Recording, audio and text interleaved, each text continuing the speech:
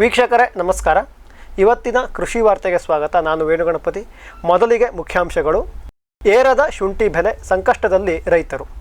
ಕನಿಷ್ಠ ಬೆಂಬಲ ಬೆಲೆಯ ಪ್ರಯೋಜನವನ್ನು ಕೇವಲ 15% ಭತ್ತದ ರೈತರು ಪಡೆದುಕೊಳ್ಳುತ್ತಿದ್ದಾರೆ ಎಂದ ವರದಿ. ಅಮೆರಿಕ ಮತ್ತು ಚೀನಾ ನಡುವಿನ ಸುಂಕದ ಹಗ್ಗಜಗ್ಗಾಟ ಭಾರತಕ್ಕೆ ವರವಾಗಲಿದೆ ಎಂದ ಆರ್ಥಿಕ ತಜ್ಞರು. ದೇಶದಲ್ಲಿ ಕಬ್ಬಿನ ಕೊರತೆ, ಕುಸಿದ ಸಕ್ಕರೆ ಉತ್ಪಾದನೆ. ಕನಿಷ್ಠ ಬೆಂಬಲ ಬೆಲೆಯನ್ನು ತರಕಾರಿ, ಹಣ್ಣು ಮತ್ತು ಹಾಲಿಗೂ ಸಹ ಅನ್ವಯಿಸುವಂತೆ ಮಾಡಿ ಎಂದ ರೈತರು. ಈಶಾನ್ಯ ರಾಜ್ಯಗಳಲ್ಲಿ ಕೋಕೋ ಬೆಳೆ ವಿಸ್ತರಣೆ ಮಾಡಲು ನಿರ್ಧರಿಸಿದ ಮಾಂಡಲೀಸ್. ಇದೀಗ ವಾರ್ತೆಗಳ ವಿವರ. ಏರದ ಶುಂಠಿ ಬೆಲೆ ಸಂಕಷ್ಟದಲ್ಲಿ ರೈತರು. ಈ ಬಾರಿ ಶುಂಠಿಯ ಧಾರಣೆ ಕುಸಿದಿರುವುದರ ಬಗ್ಗೆ ನಾವು ವರದಿ ಮಾಡಿದ್ದೆವು. ಜನವರಿಯಿಂದಲೇ ಕುಸಿಯತೊಡಗಿದ್ದ ಬೆಲೆ ಮಾರ್ಚ್ನಲ್ಲಿ ಸರಿ ಹೋಗಬಹುದು ಎಂದು ಅಂದಾಜಿಸಲಾಗಿತ್ತು. ಆದರೆ ಆ ನಿರೀಕ್ಷೆಯೂ ಸಹ ಈಗ ಸುಳ್ಳಾಗಿದೆ. ಕರ್ನಾಟಕದಲ್ಲಿ ಹಳೆ ಮೈಸೂರು ಭಾಗದಲ್ಲಿ ಅತಿ ಹೆಚ್ಚು ಶುಂಠಿಯನ್ನು ಬೆಳೆಯಲಾಗುತ್ತದೆ.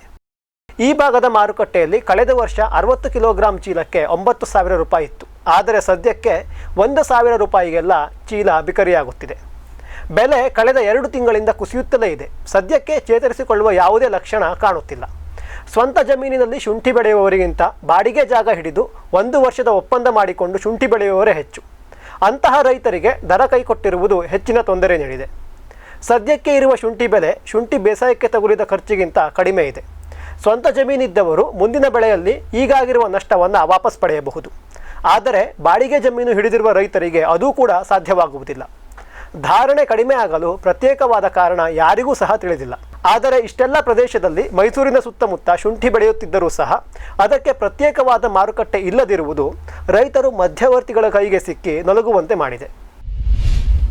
ಕನಿಷ್ಠ ಬೆಂಬಲ ಬೆಲೆಯ ಪ್ರಯೋಜನವನ್ನು ಕೇವಲ 15% ಭತ್ತದ ರೈತರು ಪಡೆದುಕೊಳ್ಳುತ್ತಿದ್ದಾರೆ ಎಂದ ವರದಿ. ಕನಿಷ್ಠ ಬೆಂಬಲ ಬೆಲೆಗೆ ಕಾನೂನು ಖಾತರಿ ನೀಡಿ ಎಂದು ರೈತರು ಒತ್ತಾಯಿಸುತ್ತಿದ್ದಾರೆ. ಸರ್ಕಾರ ಮತ್ತು ರೈತರ ನಡುವಿನ ಮಾತುಕತೆ 2ನೇ ಬಾರಿ ಸಹ ಮುರಿದು ಬಿದ್ದಿದೆ. ಮುಂದಿನ ಮಾತುಕತೆಗೆ ಮಾರ್ಚ್ 22ರಂದು ಸರ್ಕಾರದ ಅಧಿಕಾರಿಗಳು ಪ್ರತಿಭಟನಾ ನಿರತ ರೈತರನ್ನು ಭೇಟಿಯಾಗಲಿದ್ದಾರೆ. ಇಷ್ಟೆಲ್ಲ ಗೊಂದಲಗಳ ನಡುವೆ ದಿ ಬಿಸ್ನೆಸ್ ಸ್ಟ್ಯಾಂಡರ್ಡ್ನವರು ನಡೆಸಿದ ಸಮೀಕ್ಷೆಯ ಪ್ರಕಾರ ಕೇವಲ 15% ಭತ್ತದ ರೈತರು ಮತ್ತು 9.6% ಗೋಧಿಯ ರೈತರು ಮಾತ್ರ ಕನಿಷ್ಠ ಬೆಂಬಲ ಬೆಲೆ ಯೋಜನೆಯ ಪ್ರಯೋಜನ ಪಡೆದುಕೊಳ್ಳುತ್ತಿರುವುದು ಕಂಡುಬಂದಿದೆ. ಅಂದರೆ 100 ಜನರು ಭತ್ತವನ್ನು ಬೆಳೆದರೆ ಅವರಲ್ಲಿ 15 ರೈತರು ಮಾತ್ರ ತಮ್ಮ ಭತ್ತವನ್ನು ಕನಿಷ್ಠ ಬೆಂಬಲ ಬೆಲೆಗೆ ಮಾರುತ್ತಿದ್ದಾರೆ. ಗೋಧಿಯಲ್ಲಿ ಈ ಸಂಖ್ಯೆ ಇನ್ನಷ್ಟು ಕಡಿಮೆ.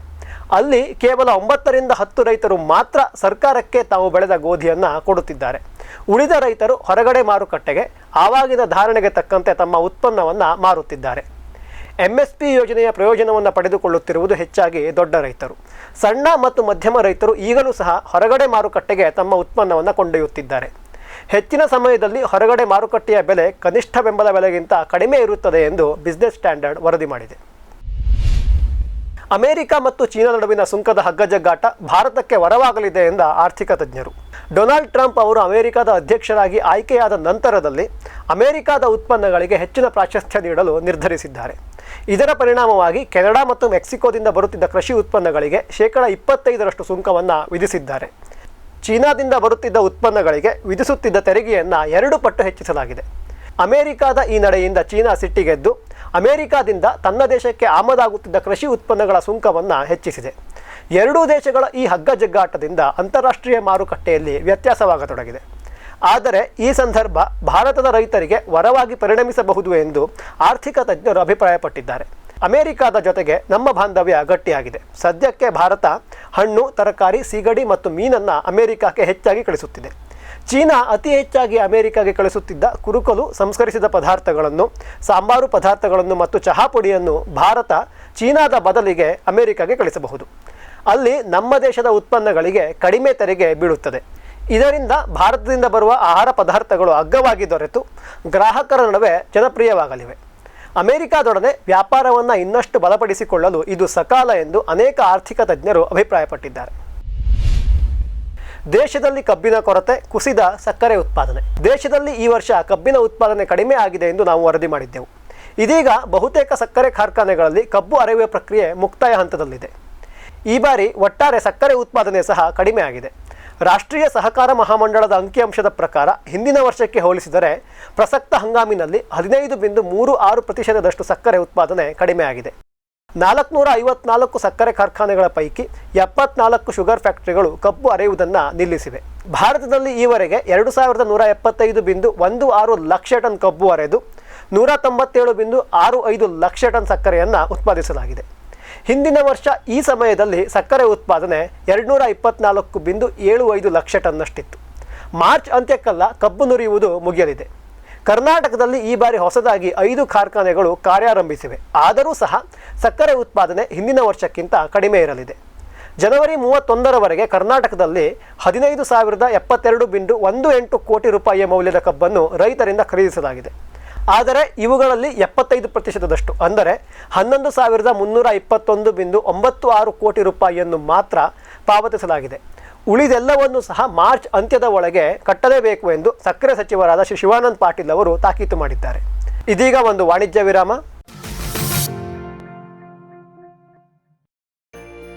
ಗಿಳಿ, ನವಿಲು, ಕಾಗೆ, ಮೈನಾ ಮುಂತಾದ ಹಕ್ಕಿಗಳ ಉಪಟಳ ಹಣ್ಣು, ಕಾಳು, ಧಾನ್ಯದ ಬೆಳೆಗಳಲ್ಲಿ ಮಿತಿಮೀರಿದೆ. ತಮಟೆ, ಪಟಾಕಿ, ಕೂಗು, ರಿಬ್ಬನ್ ಇದೀಗ ಕೆಲಸ ಮಾಡುತ್ತಿಲ್ಲ.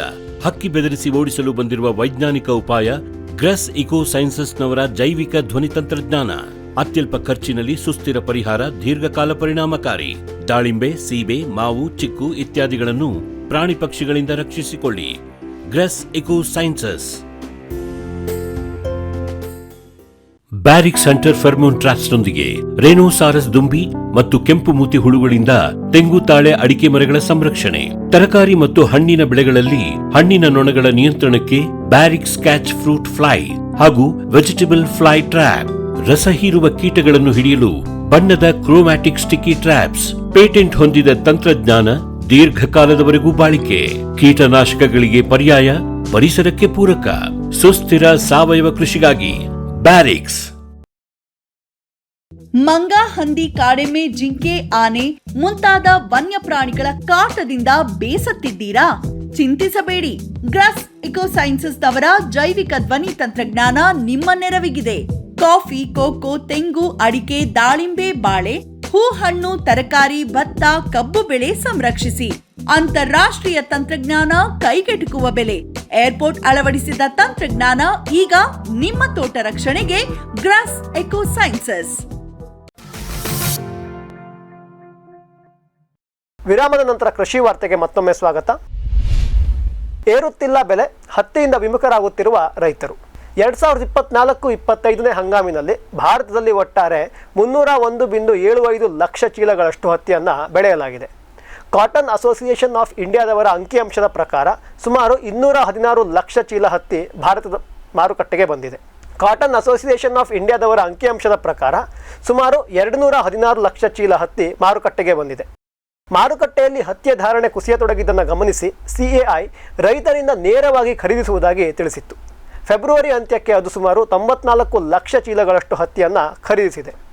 ಹತ್ತಿ ಬೆಳೆಗಾರರ ಸಂಘದವರು ಮಾರುಕಟ್ಟೆಗೆ ಬಂದಿದ್ದರಿಂದ ಬೇಡಿಕೆ ಹೆಚ್ಚಾಗಿ ಹತ್ತಿಯ ಧಾರಣೆ ಏರಲಿದೆ ಎನ್ನಲಾಗಿತ್ತು. ಆದರೆ ಸದ್ಯದ ಮಟ್ಟಿಗೆ ಹತ್ತಿಯ ದರ ಕಡಿಮೆಯೇ ಇದೆ.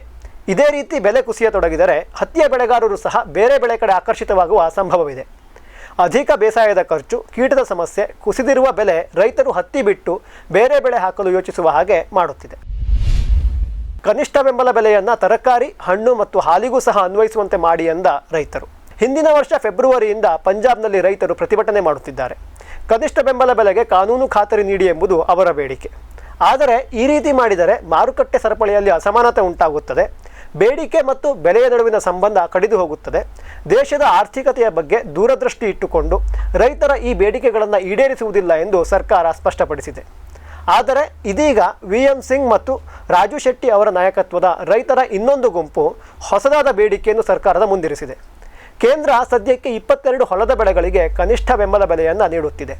ಈ ಯೋಜನೆಯನ್ನು ತೋಟಗಾರಿಕಾ ಬೆಳೆಗಳಾದ ಹಣ್ಣು, ತರಕಾರಿ ಹಾಗೆ ಹಾಲಿಗೂ ಸಹ ನೀಡಿ ಎಂಬುದು ಪ್ರತಿಭಟನಾ ನಿರತ ರೈತರ ಹೊಸ ಬೇಡಿಕೆ.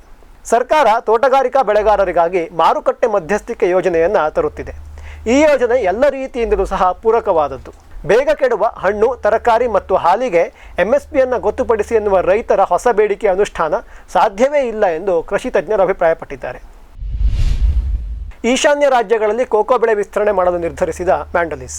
ಪ್ರತಿಕೂಲ ಹವಾಮಾನ, ಬೆಳೆ ಪರಿವರ್ತನೆ ಮುಂತಾದ ಕಾರಣದಿಂದ ಆಫ್ರಿಕಾದಲ್ಲಿ ಕೋಕೋ ಬೆಳೆ ಕ್ಷೇತ್ರ ಕಡಿಮೆ ಆಗತೊಡಗಿದೆ.